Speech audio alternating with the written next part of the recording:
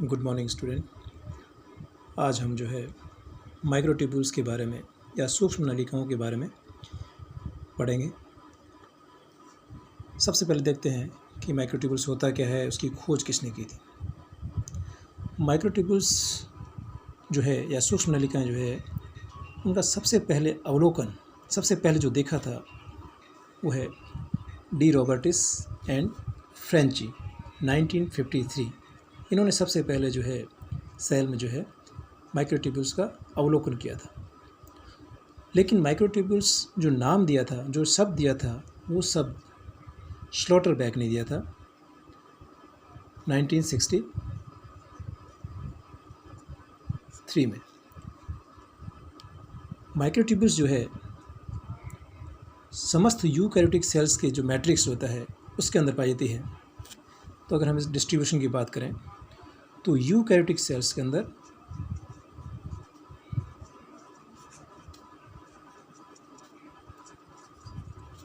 Sales में present और prokaryotes में ये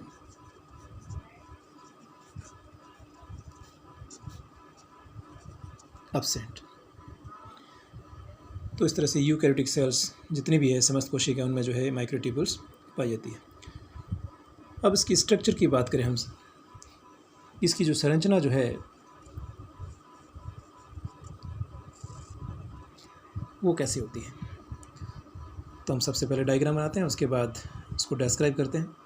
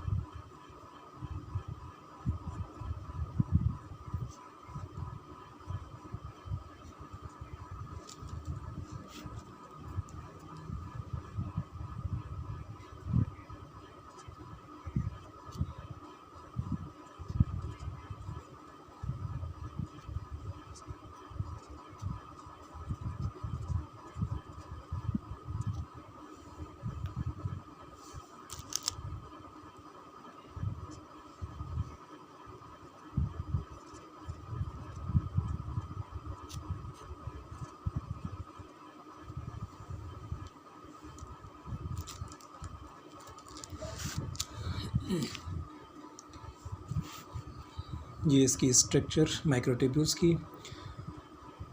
माइक्रोट्यूब्यूल्स जो है एक माइक्रोस्कोपिक और सिलेंड्रिकल स्ट्रक्चर है। ये हमें सिलेंड्रिकल एक बेलनाकार संरचना जो हमें इस तरह से ये दिखाई दे रही है, एक सिलेंड्रिकल स्ट्रक्चर।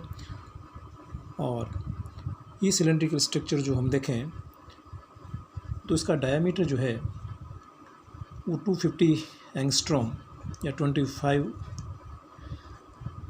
नैनोमीटर बाहर की ओर कंप्लीट इसका डायामीटर। और इसकी ल्यूमेन जो है, बीच में जो ये ल्यूमेन है, इस ल्यूमेन को देखें तो ये जो है 15 नैनोमीटर या 150 जो है एंगस्ट्रॉम की ल्यूमेन है, जो खाँच है इसके अंदर। और जो माइक्रोट्यूब्यूल्स की जो वॉल है उसका डायमीटर जो है वो 5 नैनोमीटर। अगर हम इसको देखें कि भाई जो इसका जो है डायमीटर इंडिविजुअल कितना है, 5 नैनोमीटर या 50 एंगस्ट्रॉम। तो इस तरह से ये ल्यूमेन 150 एंगस्ट्रॉम और ये 50-50 करके, और इस तरह से जो है टोटल 250 एंगस्ट्रॉम इसका जो है माइक्रोट्यूब्यूल्स का डायमीटर हो गया। और ये जो माइक्रोट्यूब्यूल्स होती है वो किसी भी सेल में या तो सिंगल पाई जाती है या फिर ग्रुप में पाई जाती है। और अगर ग्रुप में पाई जाती है, अगर ग्रुप में ये होती है तो एक विशेष प्रकार के कार्य को पूर्ण करने के लिए विशेष प्रकार की संरचनाओं का निर्माण करती है। और लिविंग बीइंग में जो है सेल में कुछ स्पॉट ऐसे होते हैं जहाँ पर माइक्रोट्यूब्यूल्स की कंसंट्रेशन बहुत ज़्यादा मात्रा में पाई जाती है, और वहाँ पर ये जो है विशेष प्रकार की संरचनाओं का निर्माण करती है। और उसके द्वारा जो संरचनाएं निर्मित होती है वो इस प्रकार से है।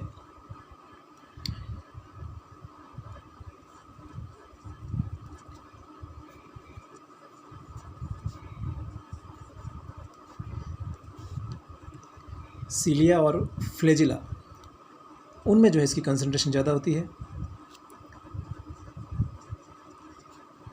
नर्व एक्टिविटी जो है जहाँ ज़्यादा मात्रा पाई जाती है, तंत्रिका क्रियाएँ ज़्यादा मात्रा में होती है, वहाँ पर जो है इसकी कंसंट्रेशन ज़्यादा होती है, ज़्यादा मात्रा पाई जाती है माइक्रोट्यूब्यूल्स। इसके अलावा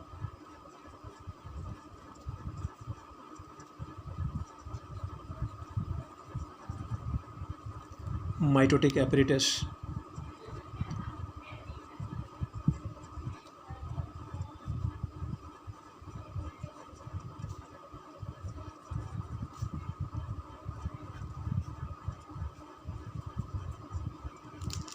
meristematic cells of plant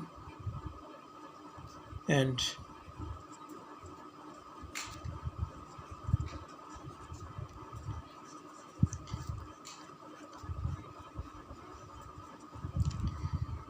elongating cells।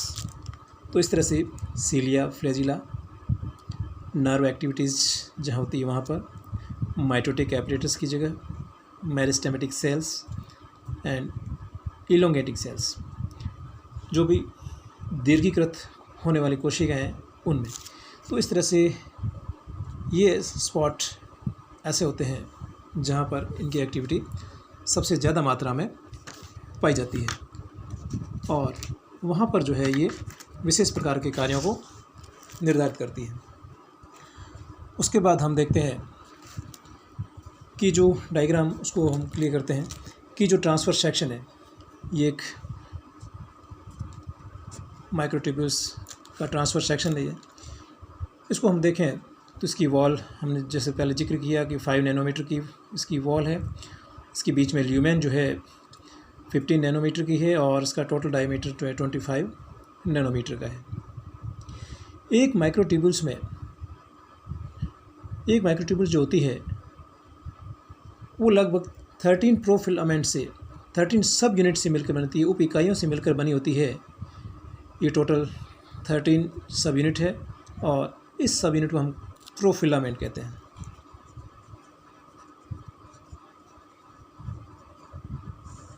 प्रोफिलामेंट। और ये जो है माइक्रोट्यूब्यूल्स की जो है एक समानांतर होते हैं और एक दूसरे से समान दूरी पर स्थित होते हैं। अब इसका केमिकल कंपोजिशन देखें माइक्रोट्यूब्यूल्स का। तो माइक्रोट्यूब्यूल्स की जो प्रोफिलामेंट और सब यूनिट होती है वो विशेष प्रकार की प्रोटीन से बनी होती है, प्रोटीन की सब यूनिट से बनी होती है और इस सब यूनिट को हम कहते हैं ट्यूबुलिन। एक ट्यूबुलिन जो होता है जो उसमें 500 तक एमिनो एसिड्स होते हैं। तो एक ट्यूबुलिन में जो है 500 तक एमिनो एसिड का संयोजन होता है और इनका जो मॉलिक्यूलर वेट होता है वो 55,000 डाल्टन पाया जाता है। अब जो ट्यूबुलिन प्रोटीन है, ये ट्यूबुलिन प्रोटीन एक डायमर है, यानी ट्यूबुलिन प्रोटीन जो है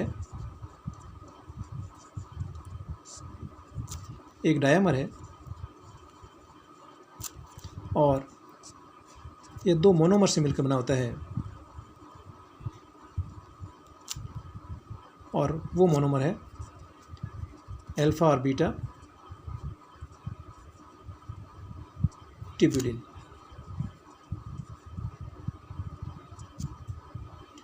तो इस तरह से ये दो मोनोमर अल्फा और बीटा ट्यूबुलिन हैं और ये मिलकर के एक प्रोफिलामेंट का निर्माण करते हैं।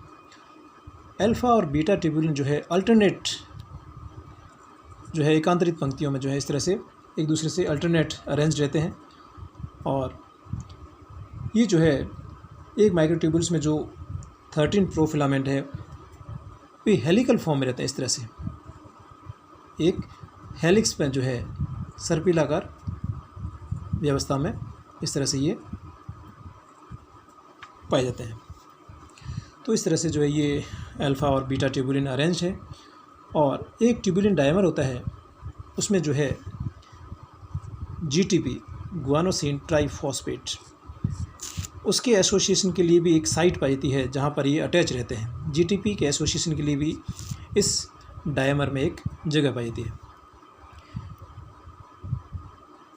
केमिकल कंपोजिशन में ट्यूबुलिन प्रोटीन के अलावा माइक्रोट्यूब्यूल्स में जो है कई सेकेंडरी प्रोटीन्स भी पाए जाते हैं और ये सेकेंडरी प्रोटीन्स जो है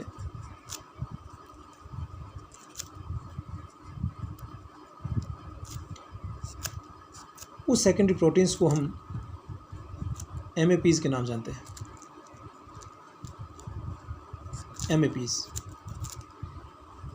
MAPs का अर्थ होता है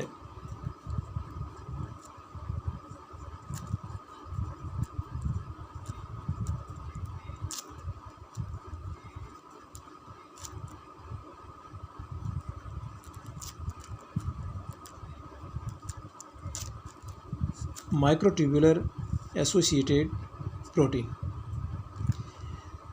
तो इस तरह से इसके अंदर गुआनोसिन ट्राइफॉस्फेट के अटैचमेंट के लिए जगह पाई जाती है। इसके अलावा इसके अंदर माइक्रोट्यूबुलर एसोसिएटेड प्रोटीन्स भी पाए जाते हैं। माइक्रोट्यूब्यूल्स जो है एक अस्थिर संरचना है, कंपैरेटिवली जो है दूसरे स्ट्रक्चर की तुलना में अस्थिर होती है। तो अस्थिर जो माइक्रोट्यूब्यूल्स है उनका परस्पर एसोसिएशन होना और एक दूसरे से सेपरेट होना, ये जो है सेल की मेटाबॉलिक कंडीशन पर डिपेंड करता है। एसोसिएशन और सेपरेशन सेल की मेटाबॉलिक कंडीशन डिपेंड करता है। अब जैसे हम बात करते हैं कि सेल डिवीज़न की जो मेटाफेज कंडीशन है,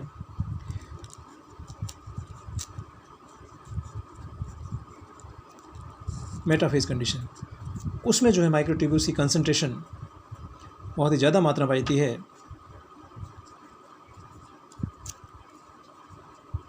हाई कंसंट्रेशन। जबकि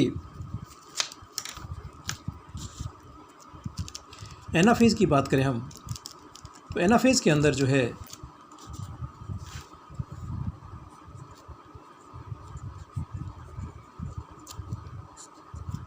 ये जो है लो कंसंट्रेशन में या कम मात्रा में जो है माइक्रोट्यूब्यूल्स पाई जाती है और इनके एसोसिएशन और सेपरेशन में जो है जो इम्पोर्टेंट रोल प्ले करता है वो है guanosine triphosphate and microtubular associated protein. इन दोनों की वजह से माइक्रोट्यूबुल्स जो है एसोसिएट होती है और सेपरेट होती है, और इनके एसोसिएशन और सेपरेशन एसोसिएशन से जो है cilia, flagella, spindle fibre, centrioles आदि स्ट्रक्चर का निर्माण होता है। तो इस तरह से ये इसकी संरचना हुई। अब हम बात करते हैं फंक्शन की, कि माइक्रोट्यूबुल्स की जो है कार्य क्या क्या है।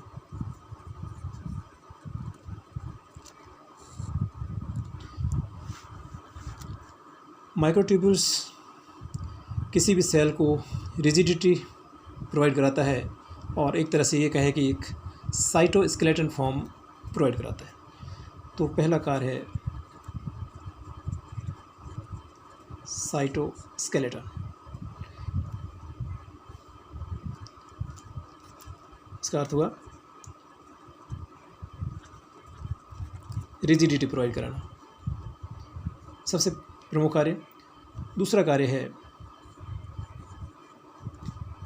सिलिया और फ्लैजिला का निर्माण करना, formation of cilia and flagella. इसमें जो भी मूवमेंट होता है सिलिया और फ्लैजिला में, वो सारा का सारा माइक्रोट्यूबुल्स के द्वारा होता है, सूक्ष्म नलिकाओं के द्वारा होता है।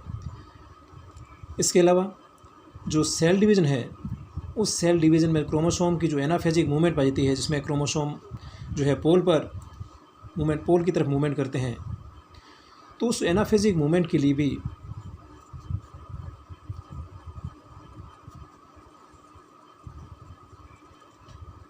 भी स्पिंडल फाइबर जो है रेस्पॉन्सिबल, इसके लिए जो है माइक्रोट्यूबुल्स रेस्पॉन्सिबल रहती है। तो स्पिंडल फाइबर बनते हैं, और ये जो स्पिंडल फाइबर और तर्कतंतु जो बनते हैं, और इसी वजह से एनाफेजिक मूवमेंट होता है, और इस एनाफेजिक मूवमेंट के लिए अल्टीमेटली माइक्रोट्यूबुल्स जिम्मेदार है, और इसकी वजह से ही होता है। इसके अलावा जो नर्व सेल्स होती है, नर्व सेल्स, उसमें अलग अलग प्रकार के आयंस का ट्रांसपोर्टेशन जो होता है,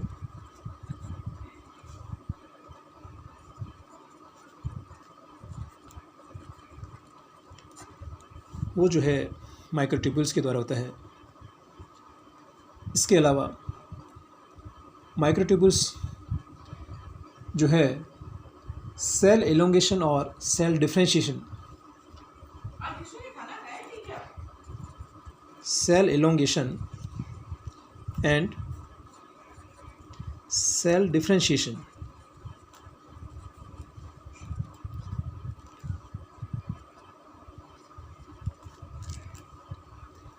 इनमें जो है माइक्रोट्यूबुल्स इम्पोर्टेंट रोल प्ले करता है, और इसके अलावा सेल को जो है पोलैरिटी प्रोवाइड कराता है।